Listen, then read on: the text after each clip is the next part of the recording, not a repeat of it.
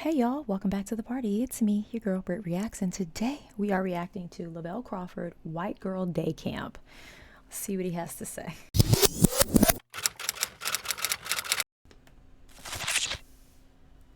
Okay. And one thing a white girl could do that just blew my mind, she could put her hair behind her ear, and it just, oh my God. These openings, these intros to this show.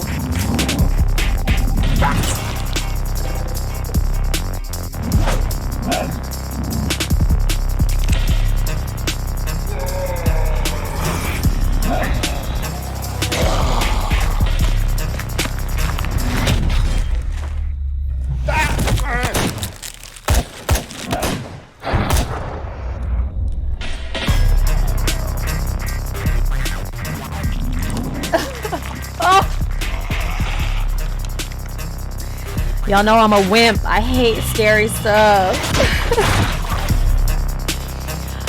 I'm a wimp. An absolutely hilarious comic. I'm so lucky to have him here. You guys are going to love him. Please give it up for Lavell Crawford, everybody. Let him hear it.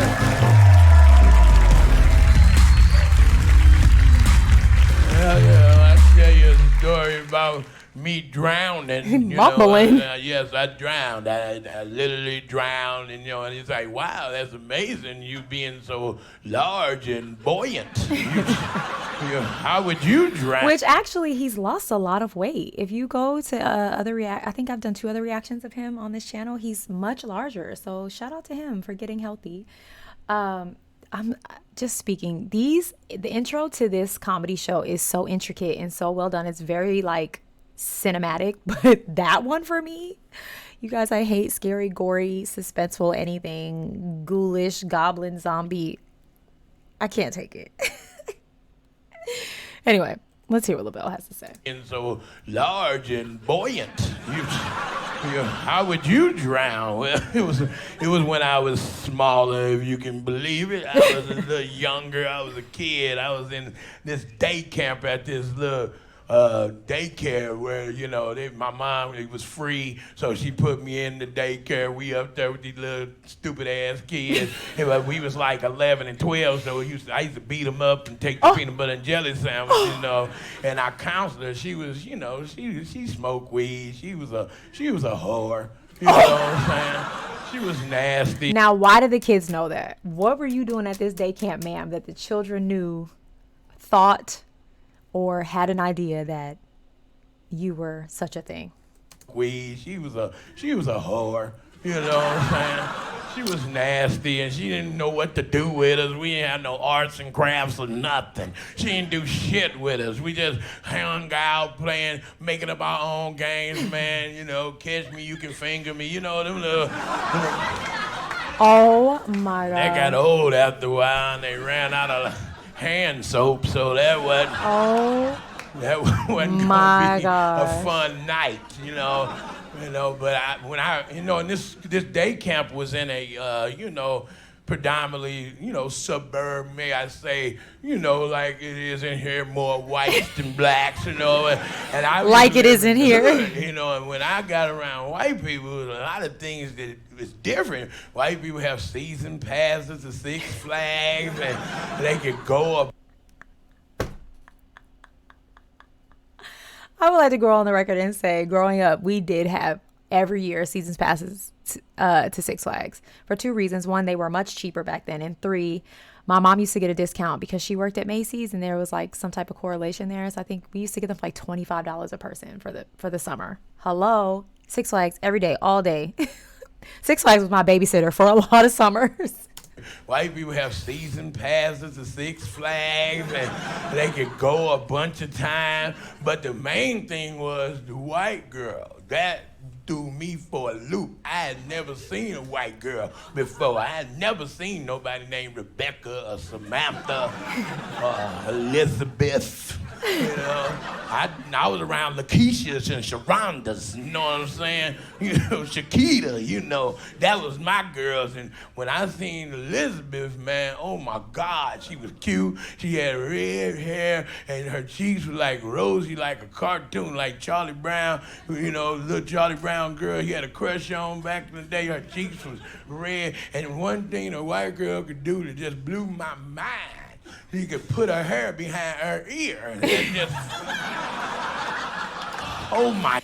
The reason this is so funny is because that is a real, like, I think any, like, black person will tell you, or maybe can remember, or really explain the difference between the textures of hair. But, like, especially specifically black people who didn't grow up around anyone other than the people that they know, just like white people who only grow up around people they know, and every other color, you when you get around people you don't know, you really realize things that, like, you're like, what? That's everyday life thing. But for most black people, typically your hair texture will not allow your hair to just stay behind your ear. We have a much coarser hair that is tends to stay where you put it. Meaning if it's here, it's going to stay there. You know what I mean? You can't just tuck it behind your ear, it stays there. It's going to spring right back up because it's the texture of our hair. So for someone who's never been around a white woman or a woman with that texture hair, or a guy or whoever, to see the hair tucked behind their ear and stay there is like magical, mythical unicorn. Honest to God. Especially a child who, like, is really just discovering the world and all of its differences. That's hilarious to think about, but it's so true. It's like, yeah, I mean, if you've never seen something, you've never experienced it. How do you know? His voice is just so distinctly funny. Her hair behind her ear, and it just, oh my God. That was so sexy to me. I was like, holy shit. Do that again, Elizabeth. She's like, what are you talking about? Oh man, I break out in a cold sweat. I was in love with her from that day on. I followed her everywhere. Please put your hair behind your ears for me, just for the day. Just for the day. I'm sick of doing this with you. Oh. And this little girl that from my neighborhood, her name was Shakisha, she couldn't stand me because she loved me. She had a crush on me, but she was mad because I liked Elizabeth. She went to the daycare and told me, why you like that little ugly white girl? Why you like that ugly white girl? I said, first of all, watch your damn mouth. Mouth. I'm a white woman, all right? You're being highly disrespectful.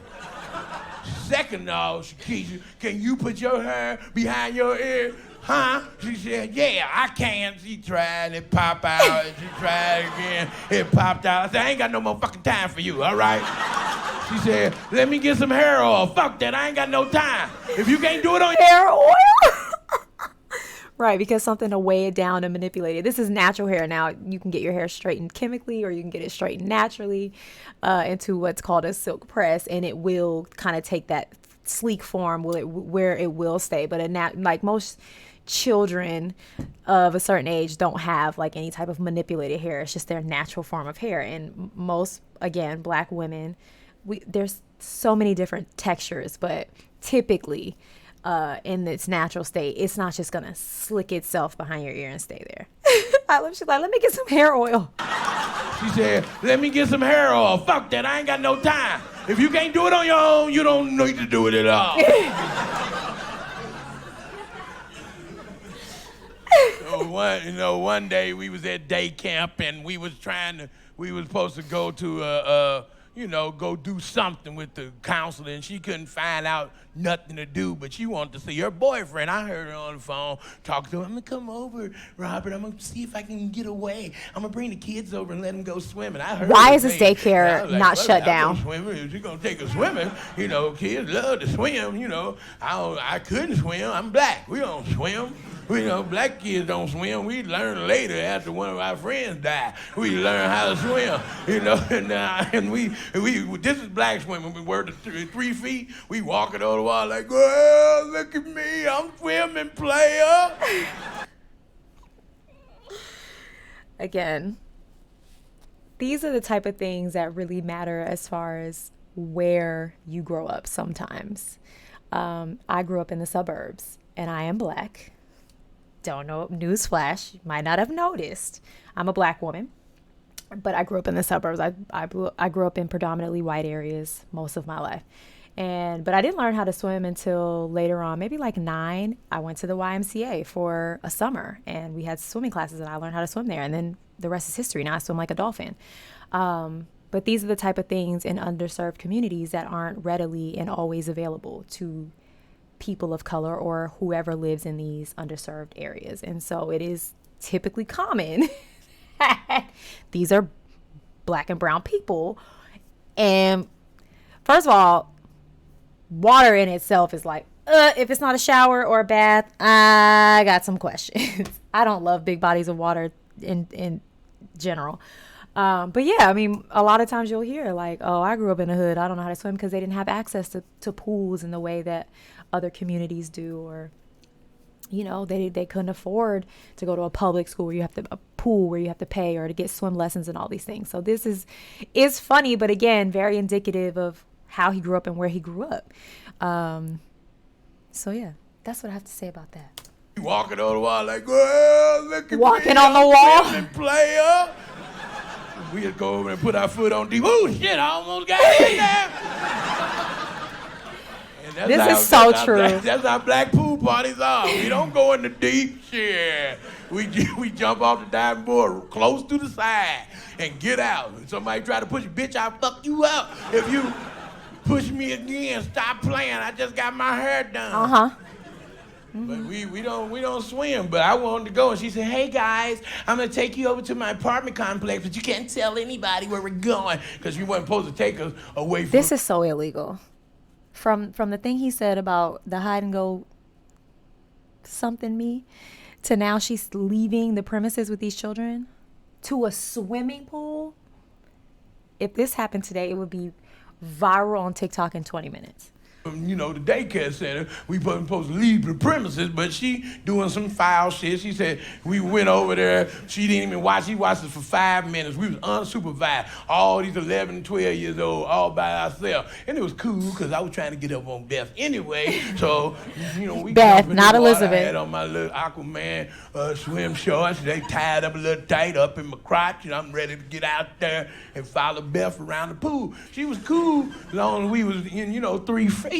But Beth was trying to get away from me. Apparently, she wasn't as into me as I thought she was. But I was like, what's wrong, Beth? Come on, baby. Slow down. Put your hair behind your ear and let's talk, And she kept going, leave me alone. And she just started floating. And I'm following her, and I'm mesmerized by her beauty, Mesmerized. The hair behind her ears just had me hypnotized. And I'm following her all the way over there. And then I know. To doomsday. You're following her to doomsday, Lavell. What in the world? This is so funny. That I wasn't paying attention. I'm still walking under the water, but the water over my damn nose. But I kept walking with her. Next thing you know, she took off like a feather, just floated across the water because she white. They know how to swim. She swam real well like a damn mermaid. And I went under the damn water. I didn't know what, I'm under the water. Bloop, I'm sitting around like... Bloop. Water. I didn't know what, I'm underwater. Bloop, I'm sitting around like...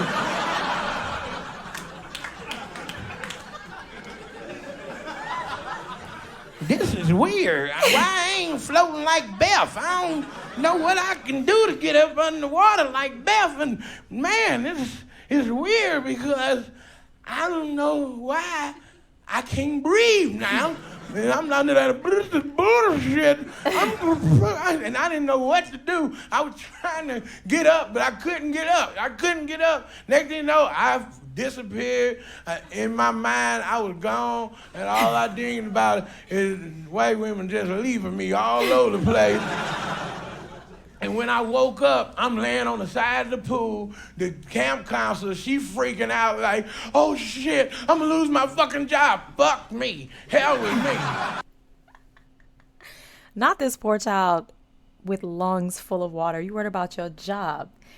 that you don't even really care about, girl. Like, oh shit, I'm gonna lose my fucking job. Fuck me. Hell with me. She didn't care if I was alive or not. She worried about her job because she wasn't even there. She was over there probably doing some ungodly shit with her boyfriend, smelling like marijuana, and the paramedics trying to give me mouth to mouth, which that woke me up because you ain't gonna put your lips on me. I don't know you.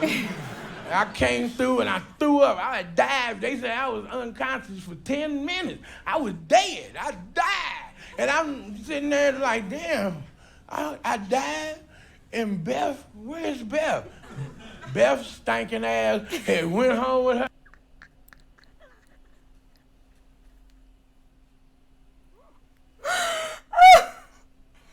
Beth stinking. I'm sorry. That was really funny to me. That was hilarious to me. Okay? Thanks. And Beth, where's Beth? Beth stinking ass had went home with her parents. They had sent everybody home and she left me, that dirty bitch. And after that, I didn't like white girls never again. I went back to Shakisha. I said, Shakisha, I don't care if you can't put your hair behind your ears. Can you swim? Fuck swimming. You gonna be my boo for life. That's my story.